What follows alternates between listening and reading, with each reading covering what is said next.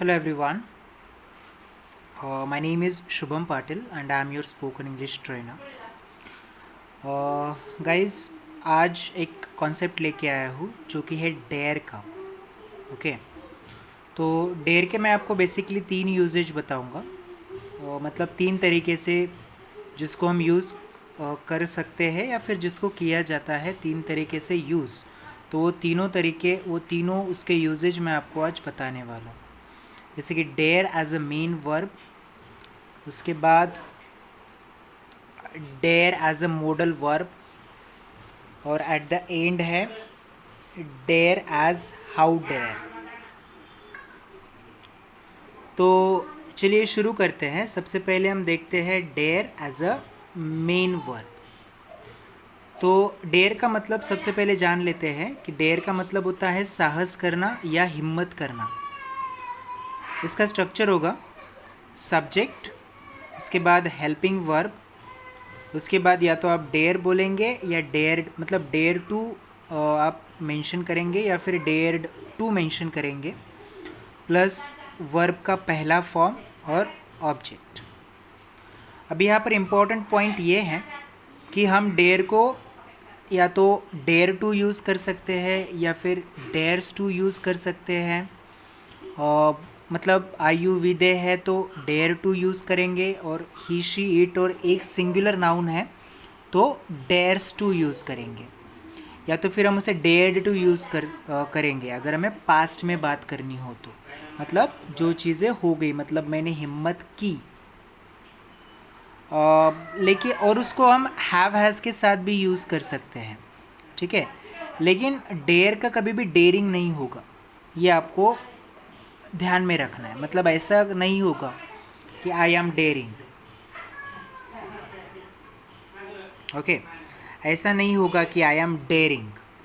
Okay, तो ये चीज़ आप सब लोगों को ध्यान में रखना है. तो इसके एग्जाम्पल्स अगर हम देखें तो यहाँ पर मैंने पहला एग्जाम्पल लिया है कि I dare to go into his room. मैं उसके रूम में जाने की हिम्मत करता हूँ. He dares to argue with his father. वो उसके पिता के साथ उलझने की हिम्मत करता है. राइट, यहाँ पर हम उसे एज अ मेन वर्ब ले रहे हैं. तो ये जो है आई डेयर टू या फिर ही डेयर्स टू, इसे हमने सिंपल प्रेजेंट टेंस में यूज़ किया है. वही अगर हम उसे पास्ट में लेके जाए तो डेयर का बन जाएगा dared to. So she dared to accept his challenge. उसने उसकी मतलब किसी लड़की ने किसी लड़के की चुनौती स्वीकार करने का साहस किया. राइट, उसने उसकी चुनौती स्वीकार करने का साहस किया. कुछ इस तरीके से हम बोल सकते हैं, या फिर यहाँ पर कुछ और सेंटेंसेस भी बोल सकते हैं, जैसे कि I dared to stay in that room for 1 hour. मैंने उस रूम में 1 घंटा रहने का साहस किया. या फिर I dared to watch that horror movie. मैंने वो हॉरर मूवी देखने का साहस किया, या फिर वो हॉरर मूवी देखने की मैंने हिम्मत की. इस तरीके से हम यूज़ करेंगे dare as a main verb. अगर उसका निगेटिव हमें लेना है तो हमें पता है कि अगर सिंपल प्रेजेंट टेंस में हम बोल रहे हैं तो वहाँ पर आई यू वी और दे के साथ आप डू नॉट लगाएंगे. I do not, you do not, we do not, they do not. Right, और ही शी इट और एक नाम के साथ आप डज नॉट लगाएंगे.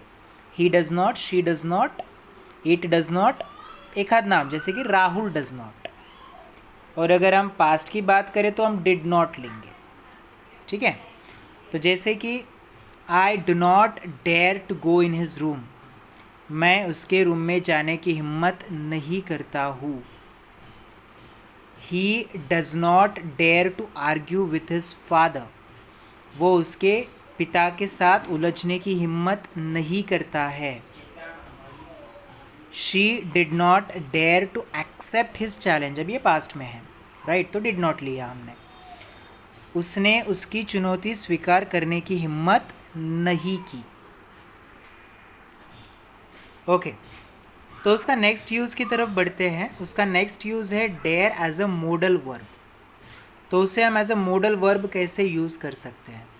बेसिकली मैं यहाँ पर आपको बताना चाहूँगा कि उसे एज अ मॉडल वर्ब हम स्पीकिंग में तो यूज़ नहीं करते हैं, राइट, बट ये जो गवर्नमेंट एग्ज़ाम्स के कॉमन एरर्स में ऐसे क्वेश्चंस आपको आ सकते हैं modal dare as a modal verb के accordingly. So you have to be prepared, और आपको ये कॉन्सेप्ट वहाँ पर पता होना ज़रूरी है। तो ध्यान में रखिएगा कि जब हम dare as a modal verb use करेंगे तब हम उसे सिर्फ निगेटिव या इंटरोगेटिव सेंटेंसेस में ही यूज़ करेंगे। पॉजिटिव में वो यूज़ मतलब उसको बनाते नहीं हैं पॉजिटिव में, जब मॉडल वर्ब के अकॉर्डिंगली हम उसे यूज़ करते हैं। तो सो सी, जैसे कि उसका सब्जेक्ट क्या होगा अगर निगेटिव में हम बनाए तो सब्जेक्ट प्लस डेयर नॉट या dared not, subject plus dare not या dared not plus V1 plus object. जैसे कि यहाँ पर टू नहीं आएगा, ध्यान में रखिएगा, टू नहीं आएगा। I dare not ask him, मुझ में उसे पूछने की हिम्मत नहीं है। अकॉर्डिंग टू स्ट्रक्चर जाना है आपको। जैसे कि she dared not answer him, उसमें उसको जवाब देने की हिम्मत नहीं थी, या फिर उसने उसको जवाब देने की हिम्मत नहीं की, ऐसा भी आप बोल सकते हो। दोनों सेंस उसके करेक्ट हैं। जब हम उसके इंटरोगेटिव में आते हैं तो ध्यान में रखिएगा कि स्ट्रक्चर किस तरह से होगा। या तो आप डेयर यूज़ करेंगे या तो आप डेड यूज़ करेंगे। अगर प्रेजेंट का फील देना है तो डेयर आप यूज़ करो, और अगर पास्ट का फील देना है तो आप डेयर्ड का इस्तेमाल करो, ठीक है।